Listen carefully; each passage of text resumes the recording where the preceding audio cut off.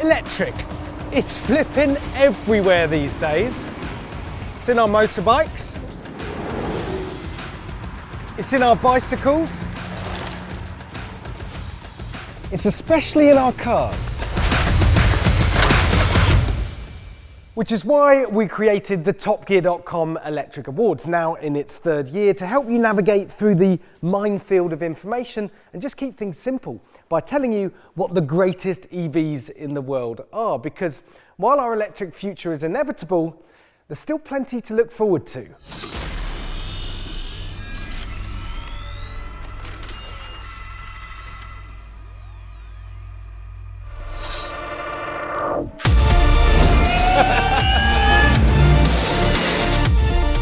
Performance absurd.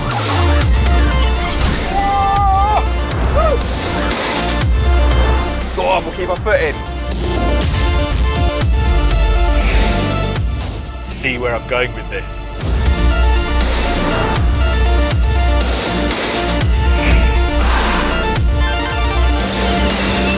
Rather liking this.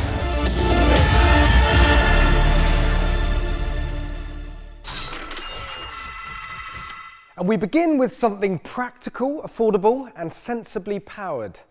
Only kidding. We start with the best performance EV, and it goes to the Rimac Nevera, a Croatian hypercar that costs 2 million quid, has nearly 2,000 horsepower, so naturally, we sent Tom Ford to Sweden to drive it on ice. It does 0 to 62 miles an hour in under 2 seconds. It runs a quarter mile in 8.5 and it's got a top speed of 258 miles an hour. It's also got a range on a full charge of 350 miles, in case you're wondering, although not at 258. It's got some of the most advanced driver assistance systems in the world, some of which will allow you to do very naughty things.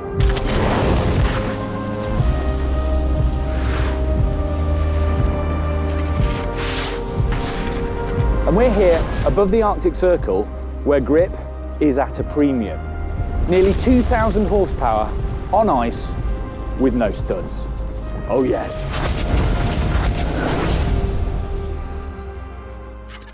Tom Wookie Ford there in his absolute element. Next up, it's Chris Harris's best EV of the year. Now, this is normally the point where I do some dodgy alliteration, calling Chris the Sultan of Skids or the Prince of Power Slides. But actually, this year, he's chosen this, the Polestar 1, a nice, comfy, fuel-efficient plug-in hybrid. Eh? Here's Chris to present his defence. I've always suspected that a hybrid would be the solution for me on the road, but I'd never driven a hybrid that was a hybrid. Lots of cars call themselves hybrids, but they're not. And I drove this thing and it had a range of 70 odd miles on EV only, and then it had 300 and something miles of petrol as well, and I thought, oh, I might have a go at that. And I've ended up buying one. But I've done 2,000 miles in it now, and it's everything I'd hoped it would be. It's just, it's a beautiful car, and I can't say that about many shapes. It's simple, it's distinctive. It's a bit of a love affair for me at the moment. I'm really, really enjoying it. That's my electric, almost, car of the year, the Polestar 1. To be fair, he does have a point. That is a very, very pretty car, which is something that can't be said of our next award winner, the BMW iX, Top Gear's best luxury EV. Now, we sent Tom Ford off to put the iX up against the EQS, and he came back with a winner that perhaps we weren't expecting, the BMW, but his reasoning was thus, that the iX disguises its bulk with a calm authority, that it has all the gizmos, but they're not always on display. Bit of a dig at the EQS there. He said that it's soothing, therefore it's luxurious. Fair play. But don't sit down yet, BMW, because there's more. The best electric exec is the BMW i4. Now, this is the sort of car that BMW decades ago built its reputation on. It's low and sporty to sit in, the cabin's beautifully made, the steering, the brakes and the accelerator seem to know what you're thinking, and the powertrain is turbine smooth and razor sharp. Literally the only thing that the i4 doesn't do is make nice noises. But that's it. Cracking car, the i4. Moving on to this, the Lotus Eletre, winner of our electric car we're most curious about driving award, otherwise known as the Cop-Out Award for cars that it's a bit too early to have a proper go in, but are very interesting nonetheless. Yeah, take a look at this. The first SUV from a company that made its name producing small, lightweight petrol sports cars. This is a 5 metre long, 1.6 metre high, over 2 metre wide SUV. It's certainly not going to be quick around the corners in a traditional buzzy Lotus way, but as with all electric cars, straight line acceleration should be fairly startling. There's a Lotus badge in front of me, but none of this stuff screams Lotus, well, traditional Lotus anyway, and I'm told this is pretty much how the production car's going to look. This is 99% finished, not some concept car fantasy.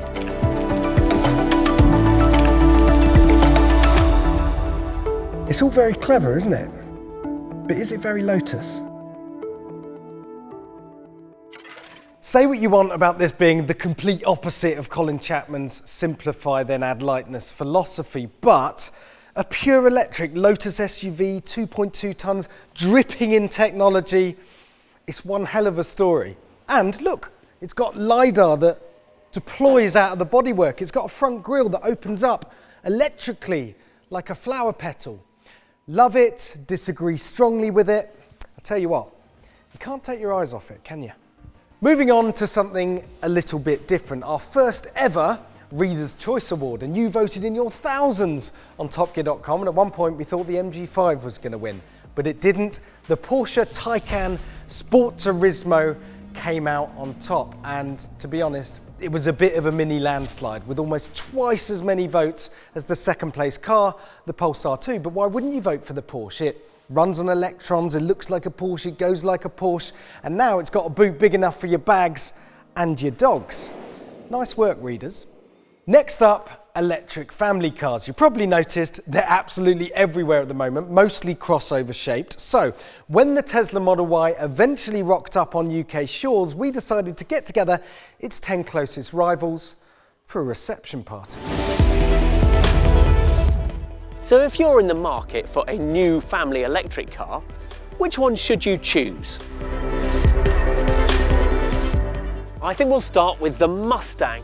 The car you see here is the new Mach-E GT, the 480 horsepower version. It's not the most family friendly, is it? When Tesla first showed the Model Y, I was fairly skeptical about it because it's a gawky looking thing and it seems to have the extra volume where you don't want it. All the height and extra volume in the car is above the front seats. The Enyaq is built on a new all-electric Volkswagen Group platform. This is a cracking car. Not only does it drive well, spacious inside, but it is brilliant value. But all of these are brilliant cars.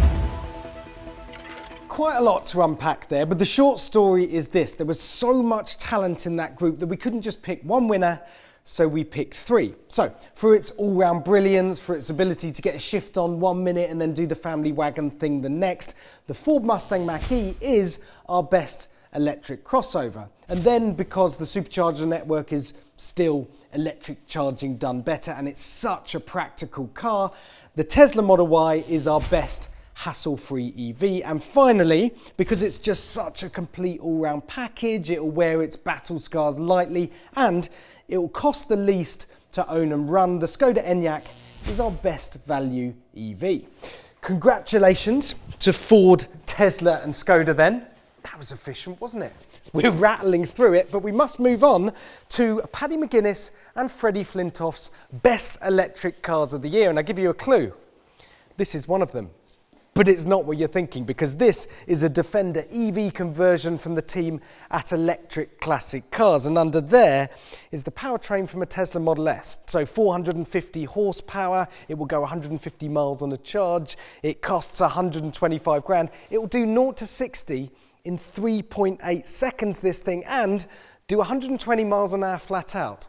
Lord knows what will happen to this flappy roof at those sorts of speeds. It's also Paddy McGuinness's favourite EV of the year. So here's Paddy to explain. A Defender is a classic, we all know it, but not something you want to be doing a drag race in. So I was tasked with running a drag race, I got in the Defender, it's electric, I thought, okay, instant torque, here we go, it'll be what it'll be. I put my foot down in it, and I've got to say, the first 5 seconds of being in that electric Defender, when I stabbed my foot right to the floor, is the most fun I've had in any car ever on Top Gear.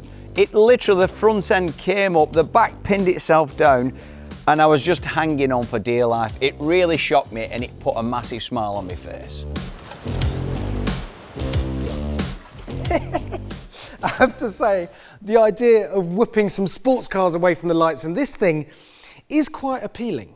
And now for Freddie Flintoff, who's chosen the Rivian R1T, and here's Freddie to explain why an all-American electric pickup is the one that he wants.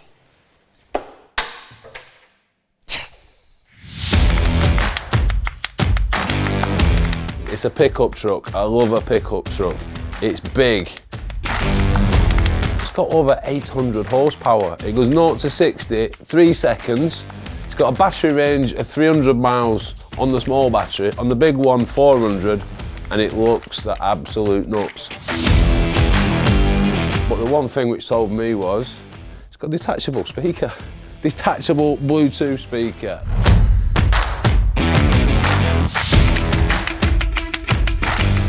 On road, absolute dream, just set itself, just ate up everything, but it came into its own on the sand. As electric cars go for the road, it's probably the best one I've driven, and it's the first one I've actually thought, I want one of these.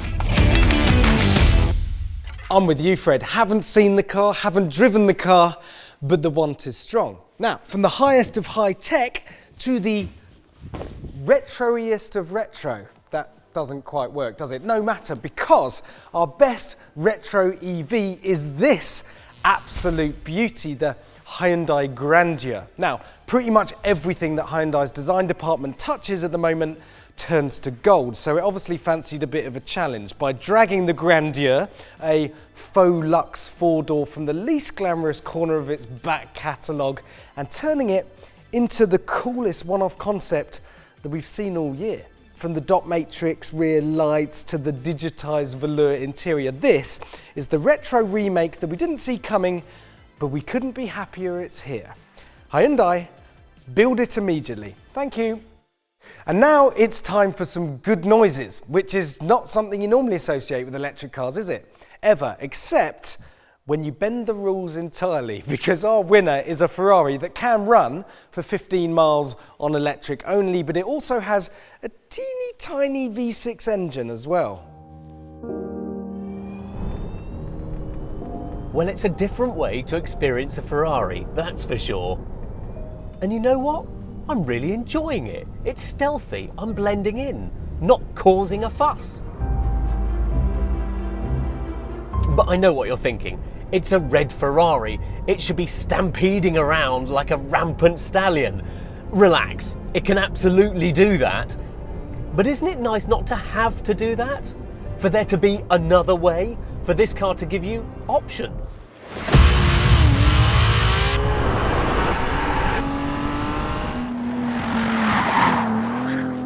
But obviously now, not 165 horsepower. No. The full house, 818. That is definitely more like it. Yep, our best noise is the Ferrari 296 GTB. And next up is a car that is not concerned about making a good noise or looking good or going quickly, because it is the Mercedes Vision EQXX, and it's our best electric concept. Now, this is what happens when Mercedes-Benz asks a question. The question being, what would an electric four-door saloon look like if it was concerned with absolutely nothing except going as far as possible on a single charge? And the result is not pretty, but it is clever. Because the EQXX is as slippery as a bar of soap, and it's got a super energy dense battery. It can do up to 620 miles on a single charge, and that is very much the future, as is our next car. It's time for the best electric hatch, and the winner is that, the new Renault Megane E-Tech. Now this is a very good car to drive. Its suspension is fluid, it's got a 220 horsepower motor, which is plenty frisky enough, it's got sharp steering. But even if it wasn't good to drive, you probably still want one because it's a cracking looking car. It's muscular, but not over the top.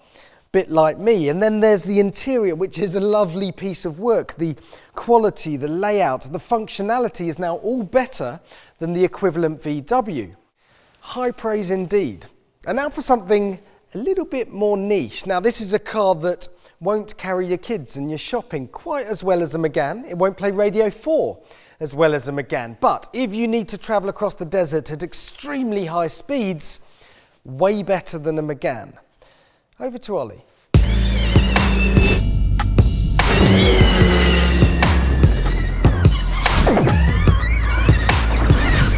Behind me is the Audi RSQ e-tron. That is Carlos Sainz's car, and its chief engineer John is going to talk us around it. So let's go and find him. Dakar is the most extreme race on the planet. It's a titanic challenge for man and machine, which might explain why Audi believes the RSQ e-tron is the most complicated race car it's ever built. Let's have a closer look. Right, John, you've got 2 electric motors and an internal combustion engine. That sounds ludicrously complicated to bring to the Dakar, especially because I believe those motors they haven't been designed specifically for the Dakar, have they? No, they are like a carryover part from the Formula E. So it's already Formula E motors? Exactly. We have quite a mix of a car, like a Dakar car, Formula E motors, and DTM combustion engine. And the combustion engine's from a DTM car? Exactly.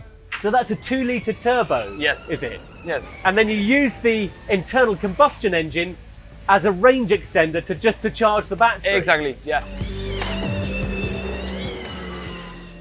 The best e-racer then is the Audi RSQ e-tron, available from all good Audi dealerships. Never.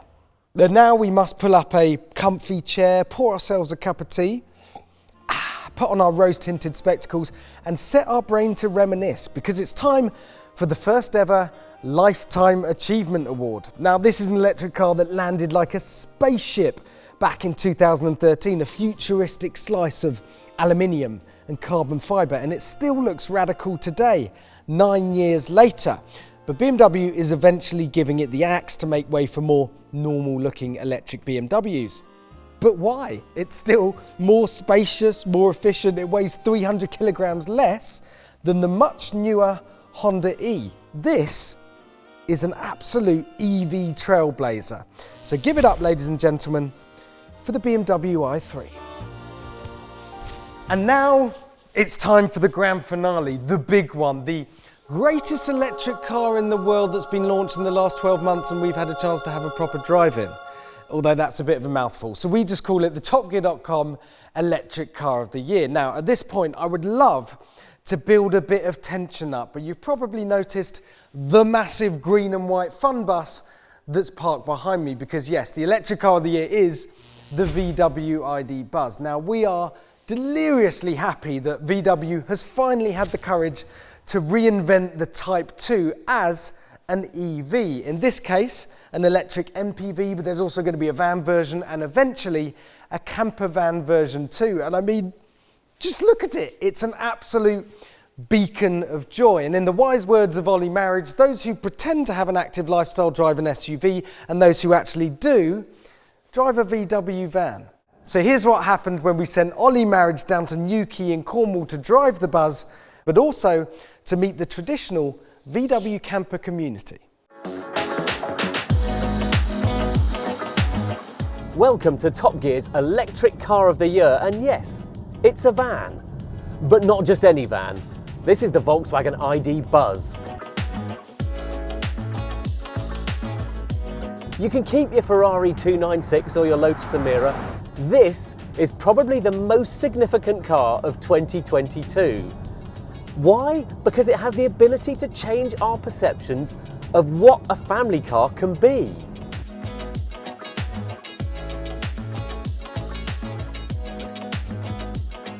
It almost looks futuristic, but sleek and modern. It's really, really nice. Being able to run the heating all the time, run the aircon all the time as a camper, great options there. Yes, it's got the modern nuances, which I really like, but it's still got very much the reminiscence of the original.